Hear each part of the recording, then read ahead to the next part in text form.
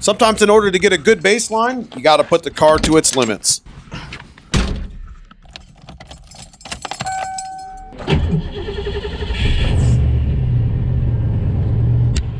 Taking it to a racetrack tells the truth quick. Got them old Sun Pro oil gauges in here. Hey, whatever we had on the shelf that worked. Although we only got one true pass of the night, it showed us exactly what this car needs to be fixed, so we can achieve our 10-second street car. We head to the track tonight to find the limit and the baseline, and to see if any of our budget mods are going to hold the power.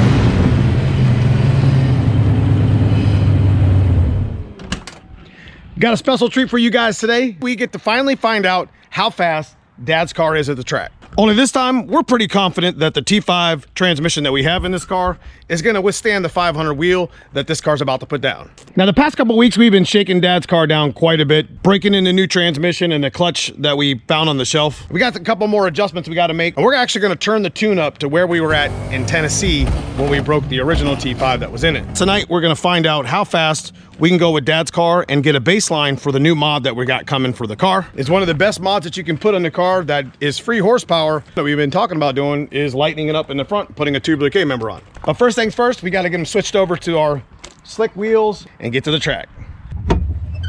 Now, we haven't made a video like this in a long time.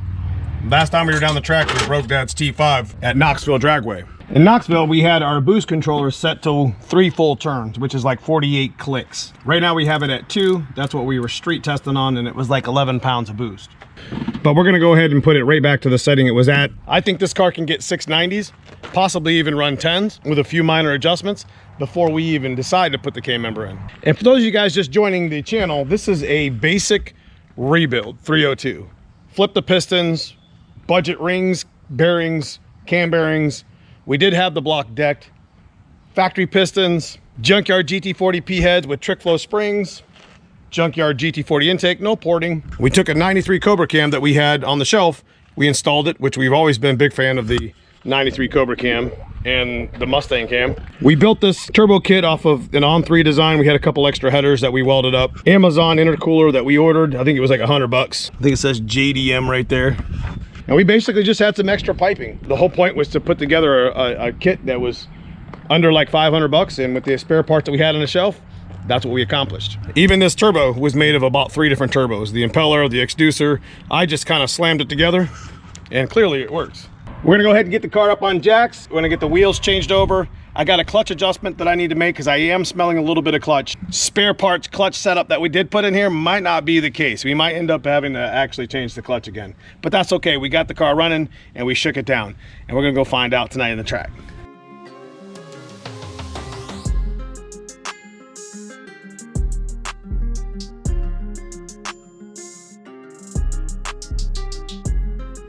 So before we get this thing jacked up, gotta figure out what side I'm putting this on. Now, I always follow the tread. Stick shift cars, you gotta flip your slicks every 2 or 3 passes because they like to feather just because of they shock the tires so damn hard. You always want this facing forward. So this would be the driver's side because this was on the passenger side last time.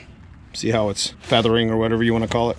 That's a stick shift secret I've been doing for years. I always flip my slicks every 2 or 3 passes, depending on how much horsepower the car makes. Like my white car, I flipped them every 2. Gave me a good chance at a really good 60 foot when they were fresh.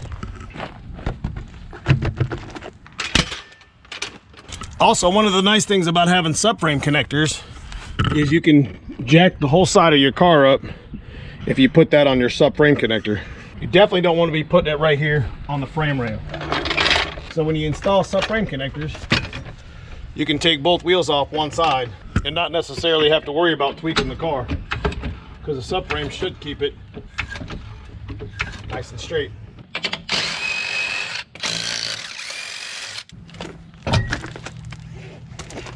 Dad's car's got a full stock suspension. That's probably 100, 120 pounds that we could shave off the front of this car. And you know, light as might, that's a mod that you should be doing that we talked about in the other video. Just like subframe connectors, 100% a great mod. Doesn't require you to make more horsepower and your car will go faster and handle better. Because all these bushings, look at my bushing right there.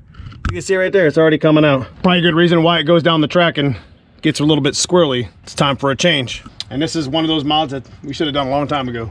This is a pretty good idea on a mod too. When you're doing a drilled and slotted rotor setup, put 3-inch studs in the front. Now these rotors were from my black GT, so we were able to use like 94 to 04 wheels and offset the front so they fit the front of our fox body. That's how I got those 0304 Cobra reps with those 10.5-inch wheels in the back to fit on my black GT. Those weren't made for a fox body. Those were made for a 94 to 04. But just like we do with the axles in the back, specifically if you're buying new rotors, drilled and slotted rotors, fox body brakes, buy yourself a set of spacers so you can have great stance and wheel fitment, regardless of what wheel and tire you put on. Like I mentioned with the front wheels, we did this in the other video where we changed the 3-inch studs. Allows you to bring the wheel out a little bit. Good to use good spacers. I think this was a Bear, but if you can get the hub-centric ones, those are even better.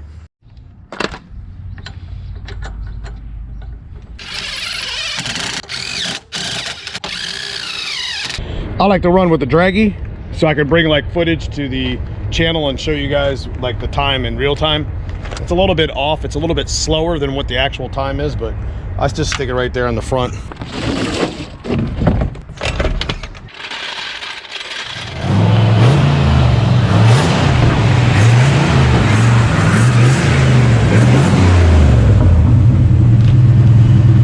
I can definitely smell that clutch.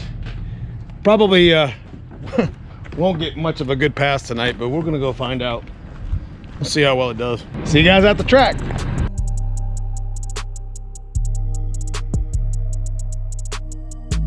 We gotta hurry up and get lined up because I want to get a TNT before they actually go to like a break.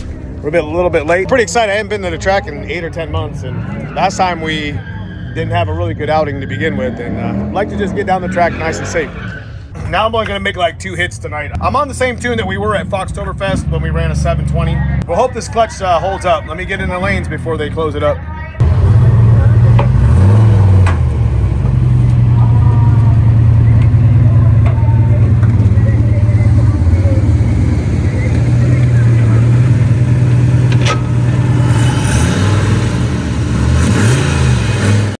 So we are ready to rock over here.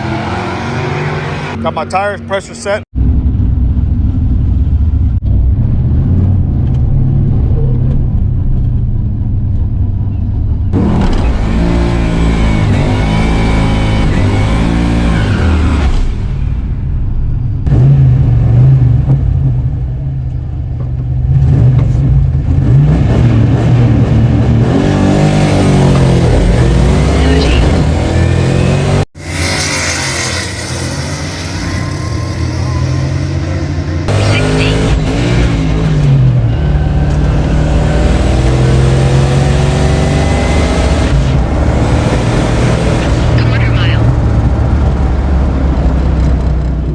Well, we threw a belt.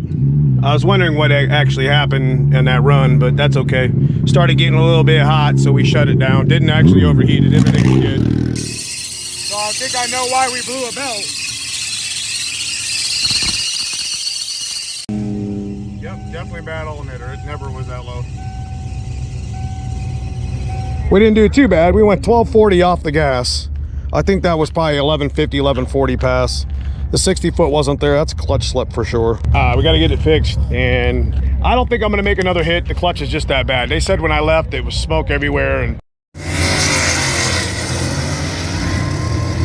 that's definitely, I smelled it all the way down the track. I smelled it getting it in the trailer. So you really don't know unless you come to a track or go out on the street and really shake your car down, put a really good load on it to see if things like that are going to happen.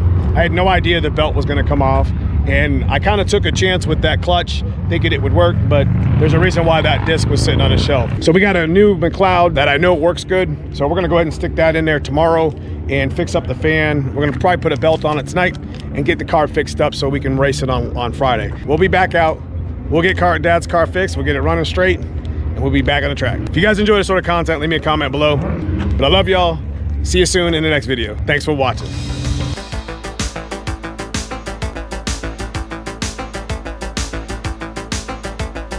Thank you.